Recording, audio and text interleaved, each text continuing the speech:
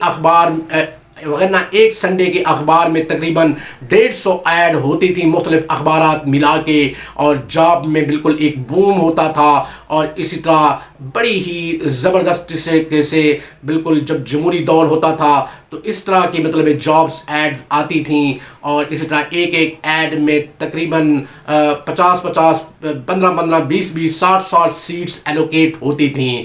تو اب ان باتوں کے اندیشاؤں کو ذرا سمجھتے آئیے گا. جمہوریت بالکل ہی یہاں پہ نظر تک ہی نہیں آ رہی. Freedom of speech, freedom of thought اور فریڈم آف رائٹنگ اور اسی طرح سب چیز ہمیں سلبی نظر آ رہی ہے، اور پاکستان پیپلز پارٹی بھی خاموش ہو کے بیٹھی ہوئی ہے، اور انہیں سمجھ نہیں آ رہی کہ کیا کریں کیا نہ کریں. اور اسی طرح نون لیگ نے، آپ کو ہم نے پہلے ہی بتایا تھا کہ 2100 ارب دیے تھے، اور اسی طرح وہ لگتا ہے کہ ریکور بھی ہو گئے ہوں گے یقیناً.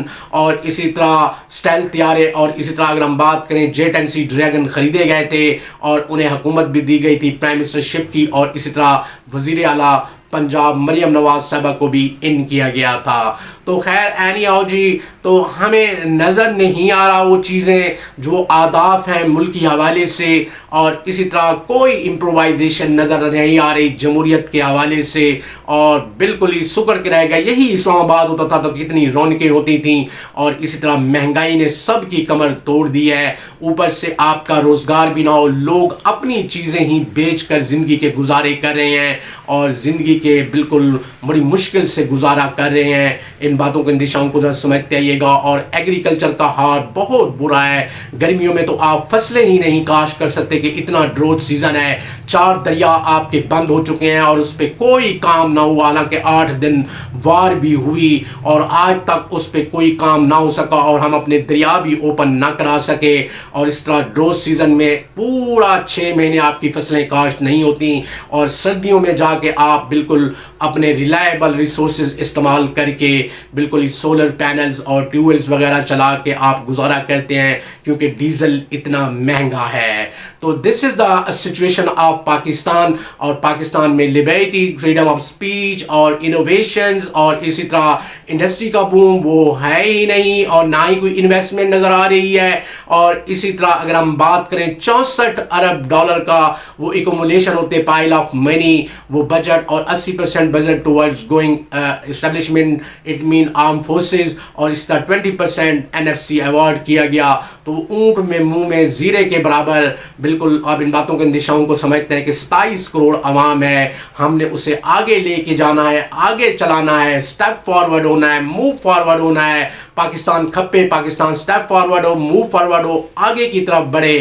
لیکن ہمیں کوئی آداب حاصل نہیں ہو رہے. سب اپنی ہی سیاست چلا رہے ہیں اور اپنی گیم گماچیں. کسی کو بھی ملک کی کوئی فکر نہیں پڑی ہوئی، اور نہ ہی عوام الناس کی. اور اسی طرح اگر ہم بات کریں، اگر باہر بھی جائیں تو بڑے لوگ مخدوم محسن نقوی صاحب پکڑ رہے ہیں کہ 1500 سے زیادہ ایجنٹ بالکل گھوم رہے ہیں پنڈی، اسلام آباد، لاہور اور اس طرح مختلف جو انڈیکیٹ ہوئے ہیں، جو جعلی ویزے بھیج رہے ہیں.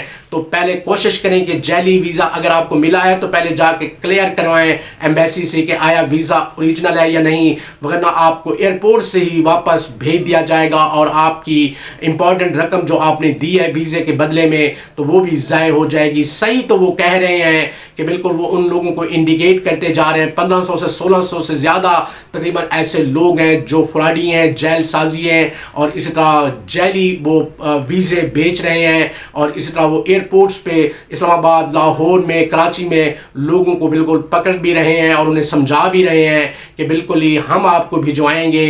اور اسی طرح اگر ہم بات کریں کہ پہلے کوشش کریں کہ ویزا اگر آپ نے لیا ہے کسی سے بھی اس کو پیسے نہ دیں، پہلے ویزے کا پتہ کروائیں کہ ایکوریٹ ہے، اوریجنل ہے یا نہیں. اس کے بعد اس بالکل اس ایجنٹ کو پیسے ریلیز کریں. اب ان باتوں کو اندیشاؤں کو ذرا سمجھتے آئیے گا. جھوٹ، فراڈ اور اسی طرح یہ ساری چیزیں اب ملک میں عروج پر ہیں. اور اپنا خیال رکھیے گا، اپنے پیسے آپ کے بڑے قیمتی ہوتے ہیں، اور جیل ساز ہر طرف گھوم رہے ہیں اور بڑے لوگ پکڑ رہے ہیں. 1500 لوگوں کا انڈیکیشن کیا ہے مخدوم سید محسن نقوی صاحب نے، انٹیریئر منسٹر نے، کہ بالکل ہی کہ وہ 1500 لوگ سے زیادہ آپریٹرز ہیں جعلی، جو جعلی ویزے بھیجتے ہیں اور لوگوں کو پھانستے ہیں. اور اسی طرح پھر وہ جب ایئرپورٹ پہ اگلے ملک میں جاتے ہیں تو اسی وقت ہی ڈپورٹ کر دیے جاتے ہیں واپس.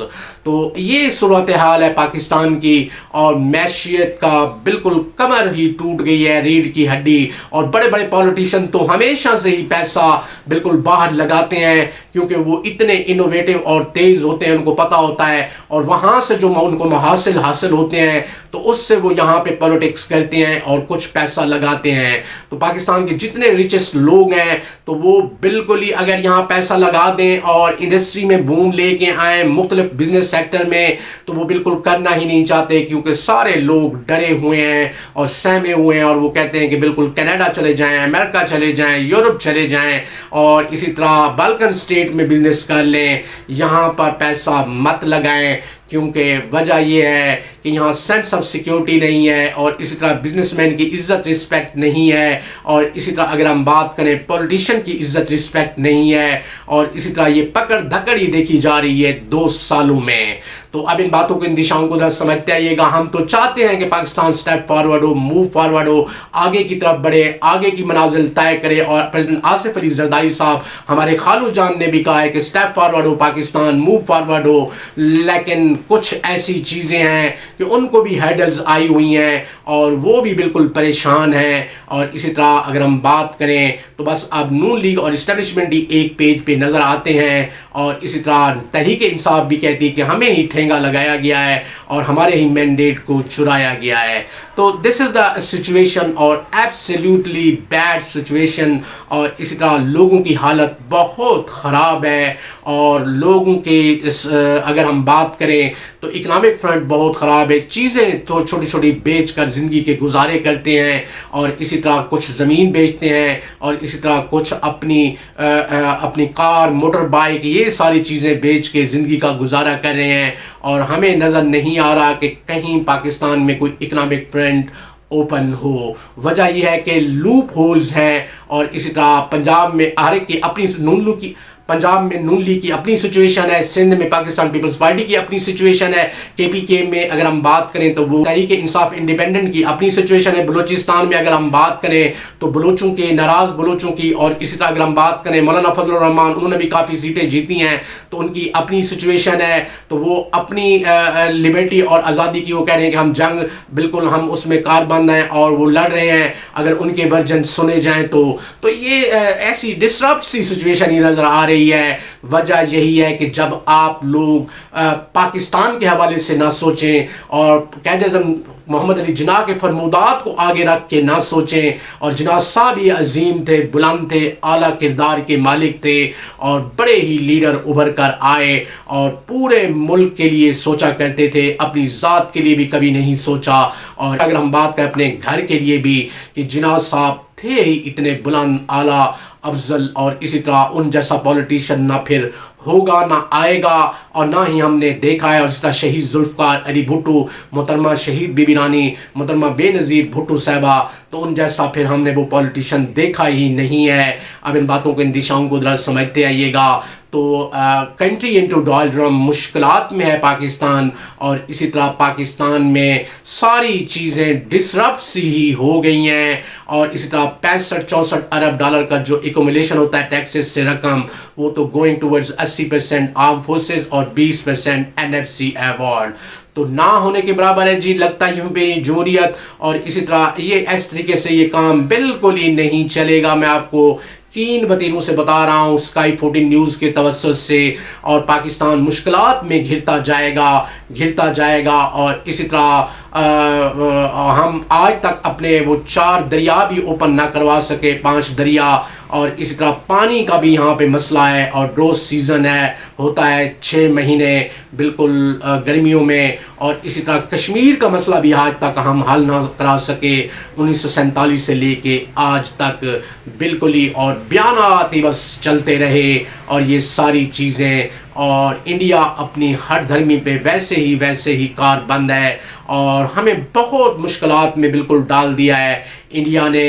وہ پانی کے حوالے سے، اور جب تک پانی کا مسئلہ ریزالو نہیں ہوتا بالکل ہی ہماری ایگریکلچر اوپر نہیں اٹھے گی. اور آپ کو پتہ ہے کہ ایگریکلچر ہی پاکستان کی ریڑھ کی ہڈی ہے، اور اسی طرح میکینزم اور میکینیکل چیزیں تو ساری چائنا سے ہی ہیں، اس میں ہم بالکل ویک ہی ہیں، اور ساری ایگریکلچر پہ ہم ریلائی کرتے ہیں، وہ بھی بالکل ڈوب کے ہی رہ گئی ہے.